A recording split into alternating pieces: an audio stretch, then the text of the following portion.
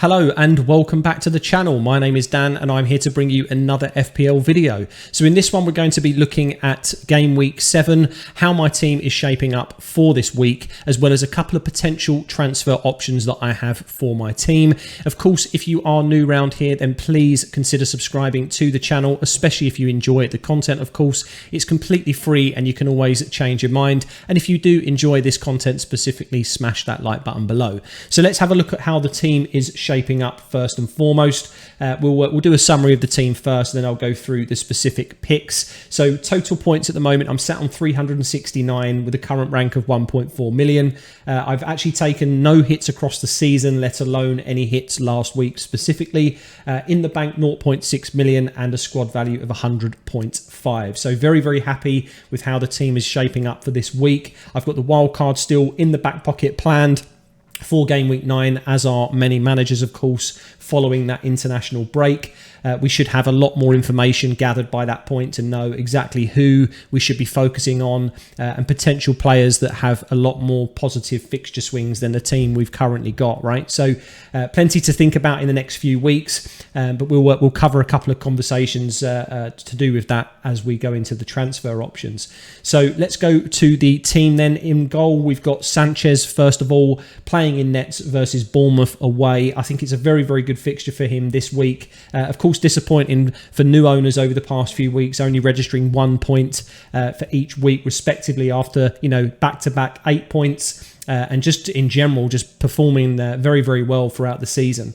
I think really Bournemouth, they haven't been very good moving forward in terms of goal scoring threat so far. It is, of course, on their home turf, but I still think that Bournemouth will end up controlling this game and not allowing too many shots on target or much for Sanchez to do, to be honest. So, worst case scenario, I would expect 2 points if they concede 1, but I think best case, if the ceiling for this game feels like it could be just a 6-pointer without having to make too many saves. But of course, anything can happen in football, so I like that fixture a lot. Of course, then we have Trent Alexander-Arnold against Wolves at home. Very disappointing with him overall, but realistically, he showed 1 week on what potentially he can haul for us. A 17-pointer in 1 week. Every other week, he seems to be scoring 1 or 2 points besides that. So, still top of the charts in terms of expected goal involvement. And to be honest with you, with a Wolves team that do struggle to put away many chances, especially this season as well, with their new signing injured, Raul Jimenez of course injured as well, I think it's going to be a little bit difficult for them to score a goal here. So I think Trent, as long as he plays the 60 minutes, because of time at recording, Napoli are actually beating Liverpool 4-1. So they've conceded 4 goals in the midweek fixture. It is an away fixture, but Trent was on the pitch. So if he plays the full 90 minutes, then potentially he gets again a limited amount at the weekend. But I expect Klopp to definitely want to come back and put as much emphasis on that game as possible, especially after a disappointing draw at Everton. I think really he needs to get some points on the table now to get Liverpool back up and running. So I think I'm confident still in holding Trent. He may become a one to watch as a 1 week punt out in terms of the Chelsea fixture next week, but to ultimately just to maybe free up some money. But the reality is I still think that he's an exceptional pick even post wildcard. So we'll see how we get on, of course, with that. But Gabriel next, facing Everton at home with, again, a very favourable fixture. I do anticipate that the 3-1 victory that of course, Manchester United had over them was not necessarily a blip defensively, but it definitely showcased a little bit of weakness and maybe a kind of more so in Arteta's decision-making, realistically. I think he pulled the trigger too early on some substitutions and a change of shape, and it meant that we could hit Arsenal on the counter-attack quite comfortably. I think they were out of shape on numerous occasions, but for the most part of the game, they actually controlled the match. They controlled a lot of the possession. They looked very, very good in spells, and I think 3-1 wasn't exactly a fair scoreline, to be honest, in footballing terms. But ultimately, I think that Everton can also do the same to Arsenal. They could also hit on the counter-attack with Damari Gray and Anthony Gordon, and maybe that is how Arteta is going to be shaping up again with that high line. But the reality is that Everton are, in my opinion, just a weaker side than United from an attacking point of view, and this is at the Emirates. So let's just hope, I guess, for another Arsenal clean sheet here. The statistics back them up for it, and I think Gabriel is an exceptional pick as well. Also to note, if you're a Zinchenko owner or a holder, I think he's also a very, very good option this week. Moving into then Kieran Trippier, really kind of the pick of the bunch for me at the moment in terms of defenders. He just seems to be keeping on with those consistent returns. Another 8-pointer from him last week. I think really the fixtures moving forward and the way that Newcastle are playing this season, he really has justified his place in my team from game week 1. I think he could even rise in price to 5.3 by the beginning of the game week, which is great to have earned so much value in him as well. But yeah, I think West Ham may be a little bit more of a trickier fixture than previous is, but they're not really on full ticking form at the moment in terms of goal scoring. I think that Trippier as well, even if he does concede, he was always going to be in the team based on the set piece play and threat that he has on direct free kicks and corners. So racks up the bonus point system quite highly. Hence the 2 bonus points he actually scored in the 0-0 draw against Palace last week. So very happy to own him. Moving into the midfield next, we do have the vice captaincy currently on Mo Salah. We'll go into captaincy while we're on that subject again.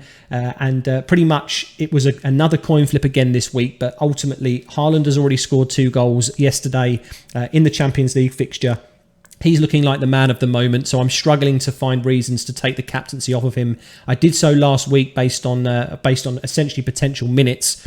My concern was Haaland was going to get maybe 20 to 30 minutes in that game. He ended up actually playing a full 90 minutes as they drew that game 1-1 with Aston Villa. But he only played 70 minutes as the game was pretty much dead and buried. So by that point, so Haaland, I think, is probably going to be expected to start against Tottenham. And although it is maybe a trickier fixture on paper, I think he gets the nod for me over Mo Salah. And I think simply, I don't think that it's a bad option to go with Mo. I think that he is still a great FPL asset. His underlining stats, again, as a driving force for a lot of my decision making, are still showcasing why we should keep him in our teams. He could do a lot of damage. Just it takes only 1 week. It takes a hat trick, as we've seen with Ivan Toney. He's more than capable of doing that. And I think against Wolves, it potentially could be this type of fixture that something like that happens. I don't feel like I can put the armband on him again after such a kind of invisible appearance, let's say, against Everton. I think he only registered 1 shot on target. It was a good save by Pickford, bear in mind, but it was pretty much the last kickings of the game. So it wasn't as if he had multiple chances and was looking like he's kind of the man of the moment like Haaland is, right? So I think that's why he tips the captaincy for me. But again, nonetheless, Salah, I still believe, could return against that favourable Wolves fixture. Moving into Saka next, finally registering a goal, his first of the season, and I think that's going to do wonders for this boy. I really do. I think in a World Cup year, he needs confidence. He looked really sharp actually against Man United. I thought he looked better than he's done in previous fixtures based on the eye test. He seemed to be getting in the box a lot more and challenging Malacia. And of course, he's a young left back. He's new to the Premier League. Of course, it's a very different game to the Eredivisie where he's come from. But Saka looked very, very, I don't know, much more aggressive in terms of his positioning and his attacking threat. So again, I really like having him against this Everton fixture. Of course, I don't anticipate that he'll catch Martinelli. I'm actually considering in a wildcard potentially having Martinelli over him as the only attacking Arsenal asset. But ultimately, for the next few weeks, I still think that Saka is a great option. And may even, like we say, match Martinelli's full output on the first 8 game weeks. So definitely looking forward to what he can do against Everton. Next up, it's Gross at Bournemouth. So again, kind of similar situation with Sanchez, I guess. I think Brighton are going to control this game. He's ticking over nicely as that very, very budget midfield option. Of course, I transferred Neto over to him in, I think it was game week 3, and he's registered me a return in every game week so far. So very, very happy to own him and just showcasing his attacking threat and ability and justifying his pick, of course. So next on the list then is Rodrigo.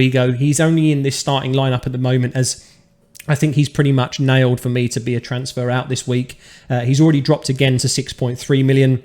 And may even drop even more. So I've already lost 0.1 on him.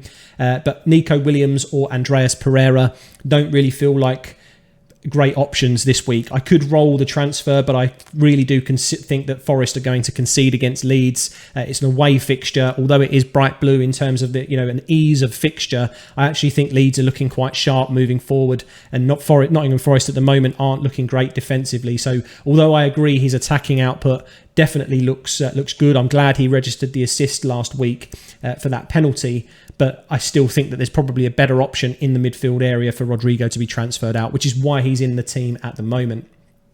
Moving into Gabriel Jesus next. Again, as mentioned, really with Saka, he's got an Everton at home. It's a favourable fixture. He's fallen off a little bit in recent weeks, I would say, in terms of FPL, but he's still passing the eye test. I think he's still doing what he needs to be doing in terms of a striker position.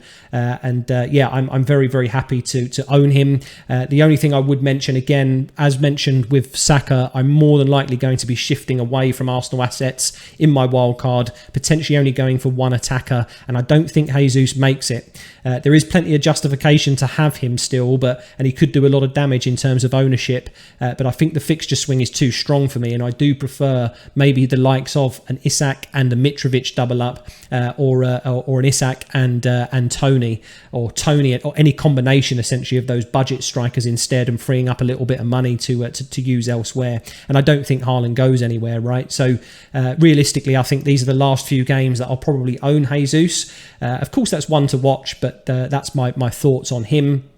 Next up, as already mentioned, captaincy armband on Haaland against Tottenham at home. On paper, maybe a little bit more of a trickier fixture, but I think this man can do some damage. I think he crops up in all the right places as we anticipated when he first came into the Premier League. He's breaking records for fun.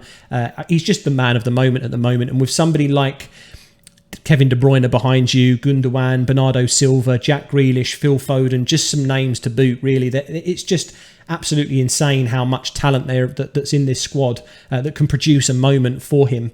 And he just smells the threat, right? He knows where it's coming. So I just think that he needs to be the captain, really. I think he's pretty much like what Salah was last season in terms of an almost non-negotiable for me. I made the mistake last week of like I say, thinking he was going to get less minutes. But I think this week I'm very confident that he can do some damage against Tottenham. And finally, last but not least, Isak against West Ham.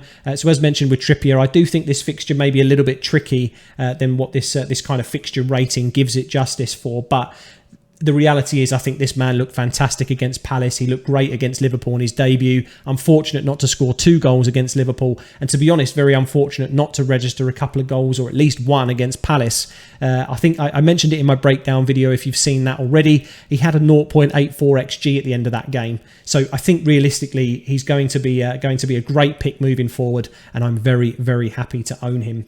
So that's the squad, guys. On the bench, quickly to note before we move on to transfer options, we've got Ward in goal, Nico Williams there as the first option. Walker's currently flagged as a 50% to play, and to be honest, I probably wouldn't have played him against Tottenham anyway, even if he was fully fit, and Andreas as the last option there. So I may swap the bench order by the time the deadline comes, of course, but that's where we stand at the moment. I don't think any of those bench players will be coming into the team. So let's have a look at the transfer options. I've definitely got at least one of these coming up on the watch list this week. But yeah, I think both of them really are kind of equally justifiable for at least the next few weeks. If the picks do turn out to be the wrong move, then like I say, because I'm personally in a position where I can wildcard in game week 9, it gives me that insurance policy to kind of re-navigate the team if I do make a mistake. So Rodrigo looks like he's on the move. I think as an injury up until the 2nd of October, there's no need to keep him in there, especially when we have some great attacking options at our disposal over the next few weeks. So the first up, I'll talk about Marcus Rashford. He faces Crystal Palace away in game week 7, followed by Leeds at home in game week 8. Currently priced at 6.5 million, and I anticipate he may even rise as high as 6.6 on the deadline day or just before that. I think, the reality is that he's looking like the asset to own for Manchester United. I think the only downside or potential risk of transferring him in early is if something happens in the Europa fixture tomorrow. So if that game gets played and he's injured, of course, then he won't be considered an option for me. But I have a feeling that he may not start. It could be a situation where we see Cristiano start in that number 9 position and Rashford is given a rest, which would be actually duly deserved in my opinion, as he's looked very sharp this season, looked very, very good. And of course, as mentioned already, he's probably going to appear into to the watch list for me this week. So if you want a more deep dive statistical review, check out and subscribe to the channel for sure to make sure you don't miss that content, as we'll be deep diving into his statistics for this week and beyond. So the other option I have is Trossard. Now, the only issue I have with this is that I've got Gross from an attacking midfield perspective in terms of a Brighton asset already. So I'm definitely swaying much more towards going for Rashford over Trossard. But I still think he's a very, very good pick. He faces Bournemouth away and Crystal Palace at home. So both players here facing Crystal Palace, which, to be honest, they haven't looked amazing defensively. They haven't looked very, very weak defensively. They're kind of in the mid-table in terms of defensive numbers so far. But I think that both of these players, from their creativity, their threat going forward, their just natural ability to skip past a player or two, I think equally both these options at very similar price points offer a tremendous amount of value, as did, of course, Rodrigo before. So it's almost a like-for-like swap. But of course, as mentioned, Rodrigo being injured, it just paves the way ultimately for one of these two boys, I think, to come into the team. So as mentioned, if you are new to the channel, then please do subscribe. I've got a watch list coming up before the deadline this week, probably either tomorrow or Friday that I'll be releasing that one. And then, of course, on Saturday on the deadline, I'll be doing a live stream in the morning. So if you want to tune into that to make sure you get the full news of my final decisions in the team, feel free to do so. I answer as many questions as I can as well on that stream. And of course, in the comments below, let me know if you've got any dilemmas for transfers, bench options, any FPL related comment, and I'll be sure to reply to you. So of course, again, thank you for tuning in and all the support so far, guys, and I'll see you in the next video.